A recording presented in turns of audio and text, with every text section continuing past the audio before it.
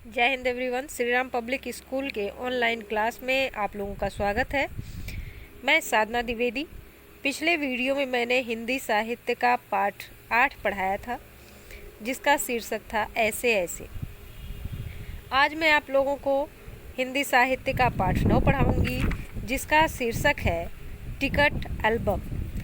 ये एक कहानी है और इसके लेखक हैं सुंदरा रामस्वामी। तो सबसे पहले हम इसके लेखक सुंदरा रामस्वामी के जीवन परिचय के बारे में थोड़ा सा जान लेते हैं। उसके बाद हम अपने पाठ की तरफ बढ़ेंगे। सुंदरा रामास्वामी का जन्म 30 मई 1931 को तमिलनाडु के थेजुविया महादेवर कोविद नामक एक गांव में हुआ था। उन्होंने अपने बचपन के वर्षों को कोट्टायम त्रावणकोर में बिताया, जहां उनके पिता वर्मा ऑयल एजेंट के रूप में काम करते थे। तमिल उनकी मूल भाषा थी। जब वह 10 वर्ष के थे तो उन्हें गठिया से रोग हो गया था और इस कारण उन्होंने स्कूल जाना बंद कर दिया। उन्होंने 18 साल की उम्र में तमिल वर्णमाला सीखी। अपनी माँ के माध्यम से उन्हें स्थानीय भाषा माड़िकोडी और प्रसिद्ध तमिल लेखकों का पता चला। रामास्वामी ने साहित्यिक आलोचना और निबंधों के विषयों में काफ़ी योगदान दिया। उन्होंने अंग्रेजी से मलयालम में और उपन्यासों से कविताओं का अनुवाद किया है। एक कवि के रूप में रामास्वामी का उत्पादन हालांकि मात्रात्मक रूप से विशाल नहीं है, परंतु बहुत महत्वपूर्ण है। 15 अक्टूबर 2005 को 74 वर्ष की आयु में इनकी मृत्यु हो गई। तो अब हम अपने पाठ की तरफ बढ़ते हैं, जिसका नाम है टिकट एल्बम। अब राजप्पा को कोई नहीं पूछता। ये जो कहानी है ये 2 बच्चों की कहानी है, जो कि साथ में एक ही स्कूल में पढ़ते हैं। एक बच्चे का नाम है राजप्पा और दूसरे बच्चे का नाम है नागराजन। तो अब राजप्पा को कोई नहीं पूछता। आजकल सबके सब नागराजन को घेरे रहते हैं। पहले बच्चे जो थे वो राजप्पा के आगे पीछे लगे रहते थे, लेकिन आजकल केवल सब बच्चे नागराजन के आसपास ही रहते हैं। नागराजन घमंडी हो गया है। राजप्पा सारे लड़कों में कहता फिरता, पर लड़के भला कहाँ उसकी बातों पर ध्यान देते। राजप्पा जो था वो भी चाहता था कि सब बच्चे मेरे पास आएँ, लेकिन उसके पास कोई नहीं आता था। तो वो कहता था कि नागराजन जो है वो घमंडी हो गया है, उससे बात मत करो, लेकिन कोई भी उसकी बातों पर ध्यान नहीं देता था। नागराजन के मामा जी ने सिंगापुर से एक एल्बम भिजवाया था। नागराजन के मामा जी जो कि सिंगापुर में रहते थे, वहाँ से उन्होंने एक एल्बम भिजवाया था। वह लड़कों को दिखाया करता। उस एल्बम को नागराजन जो है वो सभी बच्चों को दिखाया करता था। सुबह पहली घंटी के बजने तक सभी लड़के नागराजन को घेरकर एल्बम देखा करते। सुबह जब पहली घंटी बजती थी उसके पहले तक सभी जो बच्चे थे वो नागराजन को घेर कर खड़े रहते और उसके एल्बम को देखते रहते। आधी छुट्टी के वक्त भी उसके आसपास लड़कों का जमघट लगा रहता और जब हाफ टाइम होता, लंच का टाइम होता, तो भी सभी बच्चे उसे घेरे रहते, उसका एल्बम देखते रहते। जमघट में भीड़ लगाए रहते थे उसके आसपास। कई लोग टोलियों में उसके घर तक हो आए थे। कई लोग तो एक टोली बनाकर एक समूह में गए और उसके घर तक घूम आए थे। नागराजन शांतिपूर्वक सभी को अपना एल्बम दिखाता, पर किसी को हाथ नहीं लगाने देता। नागराजन जो था वो अपना एल्बम खुद अपने हाथ से दिखाता था, किसी को उसे छूने तक नहीं देता था। एल्बम को गोद में रख लेता और एक एक पन्ना पलटता। लड़के बस देखकर खुश होते। एल्बम को अपने गोद में रख लेता था और एक एक पन्ना पलटता जाता, लोगों को दिखाता जाता और लड़के उसे देखकर बहुत ही खुश होते थे। और तो और कक्षा की लड़कियां भी उस एल्बम को देखने के लिए उत्सुक थीं। लड़के तो देखते ही देखते थे, जो लड़कियां भी थी उसके क्लास की, उसकी कक्षा की, वो भी उस एल्बम को देखने के लिए बहुत ही ज़्यादा इच्छुक थी।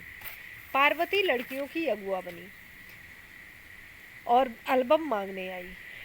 पार्वती एक लड़की थी जो कि सभी लड़कियों की अगुआ बनी। अगुआ मीन्स होता है आगे आने वाला, यानी आगे चलने वाला। तो वो सभी लड़कियों की अगुआ बनी और गई नागराजन से एल्बम मांगने चली आई। लड़कियों में वही तेज तर्रार मानी जाती थी। सभी लड़कियों में सबसे तेज वही थी। नागराजन ने कवर चढ़ाकर एल्बम उसे दिया। नागराजन क्या करता है, अपनी एल्बम पे कवर चढ़ा देता है और फिर उसे दे देता है। शाम तक लड़कियां एल्बम देखती रहीं, फिर उसे वापस कर दिया। लड़कियां जो थी वो शाम तक उसके एल्बम को देखती रहीं, उसके बाद फिर उसे लाकर दे दिया। अब राजप्पा के एल्बम को कोई पूछने वाला नहीं था। राजप्पा के पास भी एल्बम था। पहले जो बच्चे थे सब उसी के एल्बम को देखते थे, लेकिन अब कोई उसके एल्बम को पूछता तक नहीं था। वाकई उसकी शान अब घट गई थी। शान मीन्स होता है वैभव। अब उसकी जो शान थी, वो उसका वैभव था, वो अब कम हो गया था। राजप्पा के एल्बम की लड़कों में काफ़ी तारीफ रही थी। जब पहले लड़के जो थे वो राजप्पा के एल्बम की प्रशंसा करते थे। तारीफ यानी प्रशंसा करते रहते थे। लेकिन अब उसकी तरफ कोई बात ही नहीं करता, उससे कोई बात नहीं करता, उसके एल्बम के बारे में कोई नहीं पूछता। मधुमक्खी की तरह उसने एक एक करके टिकट जमा किए थे। जिस तरीके से मधुमक्खी होती है, एक एक फूल से थोड़ा थोड़ा पराग ला के मधु बनाती है, इकट्ठा करती है, उसी तरीके से राजप्पा ने भी एक एक टिकट जमा किया था। उसे तो बस एक यही धुन सवार थी। उसे केवल एक धुन सवार थी। कौन सी धुन सवार थी? केवल टिकट इकट्ठा करने का। सुबह 8 बजे वह घर से निकल पड़ता। सुबह के समय 8 बजे वो घर से निकल जाता था। टिकट जमा करने वाले सारे लड़कों की चक्कर लगाता। सभी जितने भी लड़के टिकट जमा करते थे उनके पास जाता, उनसे बातचीत करता। 2 ऑस्ट्रेलिया के टिकटों के बदले एक फिनलैंड का टिकट लेता। जिनके पास ऑस्ट्रेलिया के टिकट नहीं थे, उन्हें वो ऑस्ट्रेलिया के टिकट देता और उनसे फिनलैंड के टिकट लेता। यानी 2 ऑस्ट्रेलिया के टिकट देता तो उसके बदले एक फिनलैंड का टिकट लेता था। 2 पाकिस्तान के बदले एक रूस का टिकट लेता था। मतलब इस तरह वो अदला बदली करता था। बस शाम जैसे ही घर लौटता, बस्ता कोने में पटक कर अम्मा से चबेना लेकर निकर की जेब में भर लेता और खड़े खड़े कॉफ़ी पीकर निकल जाता। मतलब जब वो स्कूल से लौटता घर, तो बस्ते को एक किनारे एक कोने में रख देता और उसके बाद अम्मा से अपने कुछ खाने के लिए भूजा वूजा ले लेता। चबेना यानी भूजा, तो उसे लेके अपने जेब में भर लेता और खड़े खड़े कॉफ़ी पीकर चला जाता था। 4 मील दूर अपने दोस्त के घर से कनाडा का टिकट लेने पगडंडियों में होकर भागता। वो क्या किया कि 4 मील दूर गया था अपने दोस्त के घर से। कहाँ गया था? कनाडा का टिकट लेने, पगडंडियों में होकर। पगडंडियों यानी कच्चा रास्ता जो होता है, कच्ची सड़क, उसको बोलते हैं पगडंडी। स्कूल भर में उसका एल्बम सबसे बड़ा था। राजप्पा का जो एल्बम था वो बहुत ही बड़ा था और सुंदर भी था। तो जितने भी एल्बम बच्चों के पास थे, उसमें सबसे बड़ा एल्बम राजप्पा का था। सरपंच के लड़के ने उसके एल्बम को 25 रुपए में खरीदना चाहा था। सरपंच का जो लड़का था उसको वो एल्बम अच्छा लगा और उसने क्या किया कि राजप्पा से कहा कि तुम मुझे 25 रुपए में अपना एल्बम दे दो। पर राजप्पा नहीं माना। लेकिन राजप्पा जो था वो नहीं मानता है, घमंडी कहीं का। राजप्पा बड़बड़ाया। राजप्पा उसे कहता है कि ये घमंडी है। फिर उसने तीखा जवाब दिया। उसने जवाब दिया, मतलब कड़वा बोला कि तुम्हारे घर में जो प्यारी बच्ची है ना, उसे दे दो ना 30 रुपए में। फिर वो उस लड़के से कहता है कि जो तुम्हारे घर में एक प्यारी सी बच्ची है, तुम उसे मुझे 30 रुपए में दे दो। सारे लड़के ठहाका मारकर हंस पड़े थे। उसकी बात पर सभी जो बच्चे थे वो हंसने लगे थे। पर अब क्या हुआ, कोई उसके एल्बम की बात तक नहीं करता। अब राजप्पा का जो एल्बम था उसके बारे में कोई उससे पूछता तक नहीं। और तो और अब सब उसके एल्बम की तुलना नागराजन के एल्बम से करने लगे हैं। तो ये तो जाहिर सी बात है कि अगर हम दो चीज़ों को देखते हैं तो हम तुलना करते हैं कि ये अच्छा है या वो अच्छा है, इससे उसकी तुलना करते हैं। इसी तरीके से बच्चों ने भी राजप्पा के एल्बम की तुलना नागराजन के एल्बम से किया। सब कहते हैं राजप्पा का एल्बम जो था वो कैसा है, फिसड्डी है। फिसड्डी यानी किसी काम का नहीं, बहुत ही खराब है। पर राजप्पा ने नागराजन के एल्बम को देखने की इच्छा कभी नहीं प्रकट की। लेकिन जो राजप्पा था वो कभी भी ये इच्छा प्रकट नहीं किया, जाहिर नहीं किया कि मैं भी नागराजन का एल्बम देखना चाहता हूँ। लेकिन जब दूसरे लड़के उसे देख रहे होते तो वह नीची आँखों से देख लेता। लेकिन वो क्या करता था कि जब सभी बच्चे उस एल्बम को देखते रहते तो वो नीचे ही आँख किए हुए धीरे से उस एल्बम को देख लेता था। सचमुच नागराजन का एल्बम बेहद प्यारा था। उसको भी लगता है जो राजप्पा था उसे भी वो उसका एल्बम बहुत ही सुंदर लग रहा था, क्योंकि उसका एल्बम सुंदर था। पर राजप्पा के पास जितने टिकट थे उतने नागराजन के एल्बम में नहीं थे। जितना राजप्पा ने टिकट इकट्ठा किया था, अपने एल्बम में लगाया था, उससे कम ही टिकट उसके एल्बम में थे। किसके एल्बम में, नागराजन के एल्बम में। पर खुद उसका एल्बम में ही कितना प्यारा था। लेकिन उसका जो एल्बम था नागराजन का वो बहुत ही सुंदर था। उसे छू लेना ही कोई बड़ी बात थी। उसको छूना, उसको देखना बहुत बड़ी बात थी। इस तरह का एल्बम यहाँ थोड़ी मिलेगा। राजप्पा सोचता है कि इस तरह का एल्बम यहाँ नहीं मिलेगा। एल्बम के पहले पृष्ठ पर मोती जैसे अक्षरों में उसके मामा ने लिख भेजा था। क्या लिख भेजा था? A.M. नागराजन इस एल्बम को चुराने वाला बेशर्म है। ऊपर लिखे नाम को कभी देखा है? यह एल्बम मेरा है। जब तक घास हरी है और कमल लाल, सूरज जब तक पूर्व से उगे और पश्चिम में छिपे, उस अनंत काल तक के लिए यह एल्बम मेरा है। तो उसके पहले पृष्ठ पे लिखा था। लड़कों ने इसे अपने एल्बम में उतार लिया। सभी लड़के क्या करते हैं, इसको जब देखते हैं लिखा हुआ तो अपने एल्बम में लिख लेते हैं। लड़कियों ने झट कॉपियों और किताबों में टीप लिया और जो लड़कियां थी वो जल्दी जल्दी अपने किताबों और कॉपियों में लिखने लगी। तुम लोग यह नकल क्यों करते हो, नकलची कहीं के, राजप्पा ने लड़कों को घुड़की दी। सब चुप रहे, पर कृष्णन से नहीं रहा गया। राजप्पा को बुरा लगा ये देखकर, तो वो लड़कों से कहता है कि क्या तुम लोग क्यों नकल कर रहे हो, नकलची हो तुम लोग। तो सब बच्चे तो नहीं बोलते, लेकिन उसमें से एक बच्चा था जिसका नाम था कृष्णन। उससे रहा नहीं जाता, वो बोलता है, जा जा जलता है ईर्ष्यालु कहीं का। वो राजप्पा को कहता है कि जाओ जाओ तुम यहाँ से चले जाओ, तुम जल रहे हो उससे, उसका एल्बम देखकर तुम्हें ईर्ष्या हो रही है। मैं काहे को जलूं? राजप्पा कहता है मैं क्यों जलूं? जले तेरा खानदान, मेरा एल्बम उसके एल्बम से कहीं बड़ा है। फिर वो अपने एल्बम की प्रशंसा करता है कि जो मेरा एल्बम है वो इसके एल्बम से काफ़ी बड़ा है। राजप्पा ने शान बघारी। शान बघारना मीन्स होता है झूठा प्रदर्शन, निरर्थक प्रदर्शन करना। वो अपना झूठी तारीफ करता है, झूठे ही प्रशंसा करता है। अरे उसके पास जो टिकटें हैं वह है कहीं तेरे पास? सब क्यों, बस एक इंडोनेशिया का टिकट दिखा दो।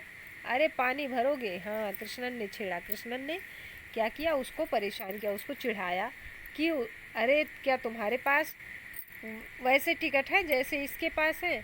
बस एक इंडोनेशिया का टिकट दिखा दो तो मैं जानूँ। पर मेरे पास जो टिकट है वह कहाँ है उसके पास?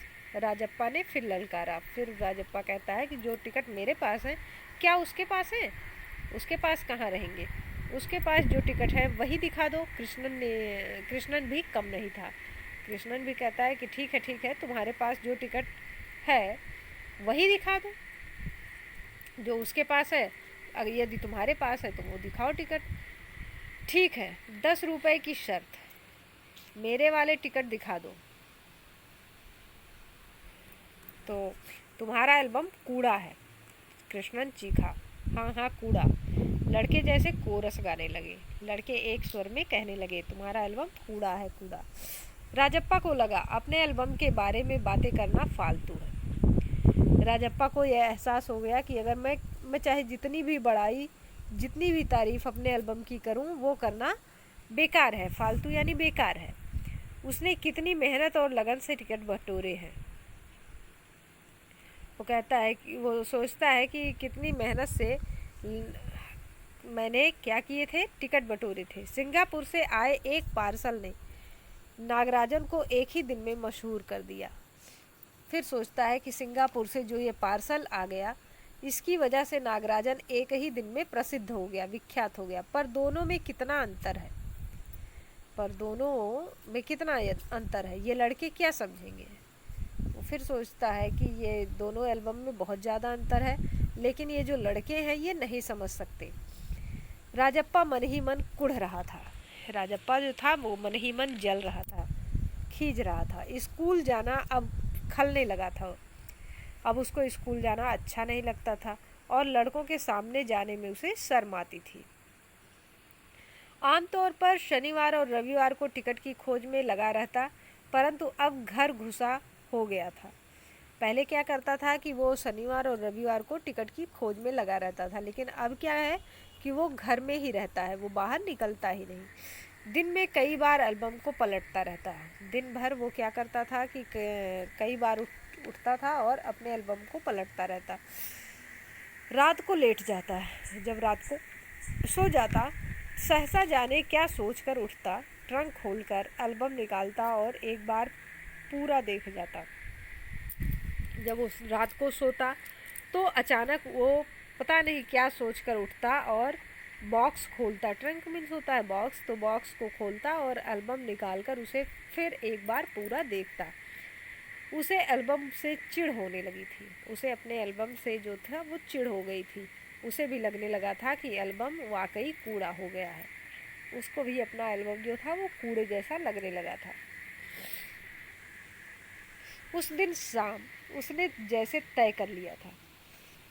उस दिन राजप्पा ने लगता था कि कुछ तय कर लिया है कि वह नागराजन के घर गया। उसने ये तय कर लिया कि मैं नागराजन के घर जाऊंगा। तो वो नागराजन के घर गया। अब कोई कितना अपमान सहे, क्योंकि उसका अपमान हुआ था तो वो नागराजन के घर जाता है, लेकिन वो कितना अपमान सहता। नागराजन के हाथ अचानक एक एल्बम लगा है, बस यही ना। और सोचता है कि क्या ज़्यादा है उसके पास, केवल एक एल्बम ही तो है उसके पास। वह क्या जाने टिकट कैसे जमा किए जाते हैं, एक एक टिकट की कीमत क्या होती है, वह भला क्या समझे। राजप्पा सोचता है कि वो क्या जाने कि टिकट कैसे जमा किया जाता है, एक एक टिकट की कीमत क्या होती है, और उसे इस सब की समझ कहाँ है। सोचता होगा टिकट जितना बड़ा होगा वह उतना ही कीमती होगा। राजप्पा सोचता है कि वो उसके हिसाब से कि टिकट जितना बड़ा होगा वो सोचता होगा कि उसका कीमत उतना ही होगा, या फिर सोचता होगा बड़े देश का टिकट कीमती होगा। वह भला क्या समझे। उसके पास जितने भी फालतू टिकट हैं उन्हें टरका कर उससे अच्छे टिकट झाड़ लेगा। राजप्पा सोचता है कि उसके पास जितने भी फालतू टिकट हैं उन्हें वो टरका कर, मतलब उन्हें बदल कर उससे अच्छे टिकट ले लेगा। कितनों को तो उसने यूं ही उल्लू बनाया है। कितनों को तो राजप्पा जो है वो ऐसे ही उल्लू बना दिया है। कितनी चालबाजी करनी पड़ती है। राजप्पा सोचता है कि टिकट इकट्ठा करने के लिए कितनी चालबाजी, कितनी धोखेबाजी करनी पड़ती है, कितना छल करना पड़ता है। नागराजन भला किस खेत की मूली है। नागराजन जो है वो किस खेत की मूली है, क्या कर सकता है। राजप्पा नागराजन के घर पहुंचकर ऊपर गया। राजप्पा जो था वो नागराजन के घर पहुंच जाता है और ऊपर चला जाता है। चूँकि वह अक्सर आया जाया करता था, सो किसी ने नहीं टोका। वो अक्सर राजप्पा जो था वो नागराजन के घर आता था, इसलिए उसे किसी ने रोका नहीं। टोकना मीन्स रोकना। ऊपर पहुंचकर वह नागराजन की मेज के पास पड़ी कुर्सी पर बैठ गया। ऊपर जाता है और नागराजन के कमरे में जो मेज के पास कुर्सी रखी थी उस पर जाकर बैठ जाता है। कुछ देर बाद नागराजन की बहन कामाक्षी ऊपर आई। कुछ देर जब बीता तो उसके बाद नागराजन की बहन जो है वो नागराजन के कमरे में ऊपर आई। उसका नाम कामाक्षी था।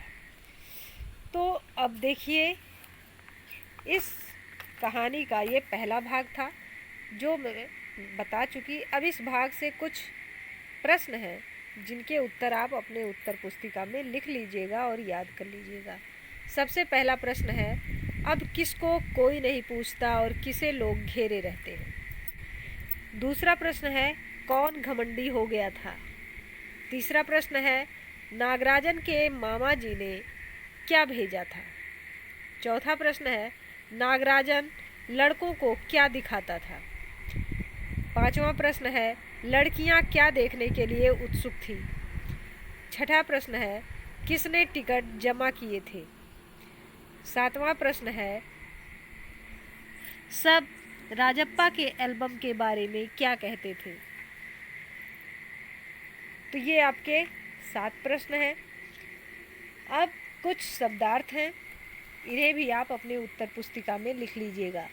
पहला शब्द है घमंडी। घमंडी का अर्थ होता है अभिमान अथवा अहंकारी। जमघट, जमघट मीन्स भीड़। उत्सुक, उत्सुक मीन्स अत्यधिक इच्छुक। अगुआ, अगुआ मीन्स होता है आगे आने वाला। तारीफ, तारीफ यानी प्रशंसा। शान, शान यानी ठाट बाट या वैभव। वाकई, वाकई यानी वास्तव में। बेहद, बेहद यानी बहुत अधिक। बेशर्म, बेशर्म यानी निर्लज्ज। बघारना, बघारना मीन्स होता है निरर्थक प्रदर्शन करना। मशहूर, मशहूर मीन्स होता है प्रसिद्ध या विख्यात। कुढ़ना, कुढ़ना मीन्स होता है खींचना अथवा जलना। फालतू, फालतू मीन्स होता है बेकार। टरकाना मीन्स होता है बहाना करके किसी को टाल देना। चालबाजी मीन्स होता है मक्कारी अथवा धोखाधड़ी। टोकना मीन्स होता है रोकना। तो इतने आपके शब्द अर्थ हैं, इन्हें भी आप अपनी उत्तर पुस्तिका में लिख लीजिएगा और याद कर लीजिएगा। धन्यवाद।